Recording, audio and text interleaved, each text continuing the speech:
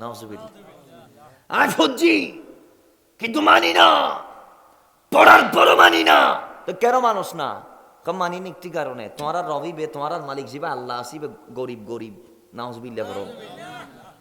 ইন্নাল্লাহ ফাকিরুন ওয়া নাহনু আগনিয়া। আরে আরে ইহুদি আর বন্ধু দামি দামি মন্ডর মানুষ, ইহুদি আর ব্যাগুন্ডর মানুষ। তোমার মালিক ইবে, তোমার আল্লাহ ইবে ফকির ফকির। নাউজুবিল্লাহ বলো। আরো বড় করি, তোমার ধর্ম কিলে না মানি, তোমার রব ফৌজ দেই আর আর আগনিয়া ধনী ধনী। এখন হদের দলিল কি? হদের দলিল হইতে তোমার কিতাবত আছে আল্লাহ হয়ে ইয়াকরিদুল্লাহ কারদান, আল্লাহ তোমার তুন হজ্জ চাই। তো হজ্জ চাঁদে গরিব মেঞ্জ না, হজ্জ হনে তো আদে গরিবে তো হজ্জ তো আয়।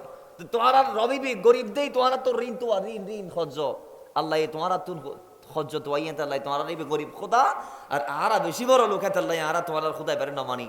সিদ্দিক আকবর নুনতে দেরি আর তা আসতে করি বাইর করি মারি দিল্লি গাল বেড়াই ওর ফাঁসুও বয় ফেলে একেবারে বড় করি করুন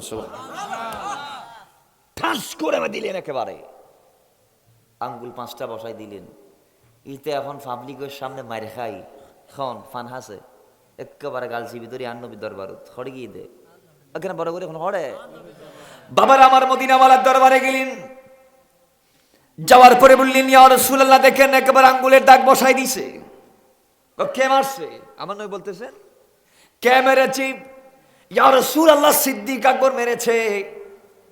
আমার নবী বলে অবাক কাণ্ড, সিদ্দিক আকবর তো মারে না।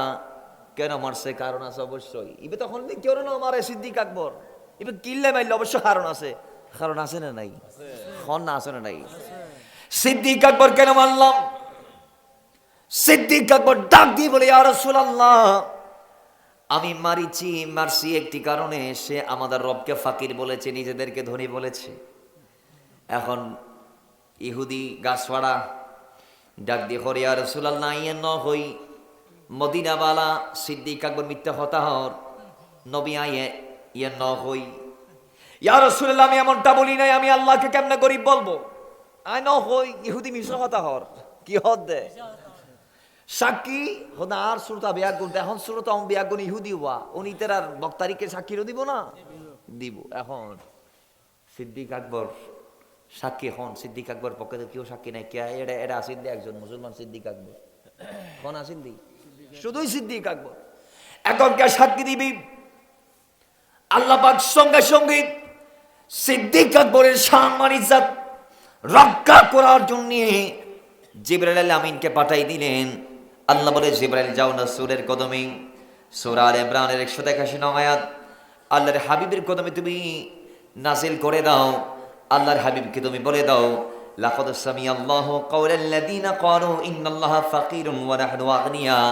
আল্লাহ বলে অবশ্যই অবশ্যই লাকাদ সামিআল্লাহ তোমরা যা বলেছো দুনিয়ার কেউ না শুনলেও আমি আল্লাহ শুনেছি। জোরে বলি সুবহান।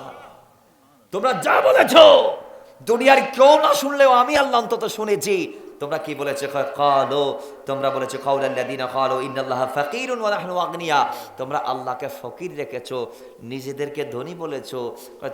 এটা কেউ শুনুক না শুনুক আমি আল্লাহ তো শুনে ফেলেছি। এবং তোমরা যা বলেছো সানাকতুবু মা ক্বালু আমি আল্লাহ তোমাদের প্রত্যেকের কথাকে লিখে রেখেছি। জোরে বলি সুবহান। তাহলে তিনি ওই সিদ্দিক আকবর জিনার শান রক্ষা করতে আল্লাহ জিবরাইলকে পাঠাই দেয়। সুবহানাল্লাহ পড়িবেন না বা আরেক কারা বড় করি তো মহব্বতে দরুদ পড়ি আল্লাহ।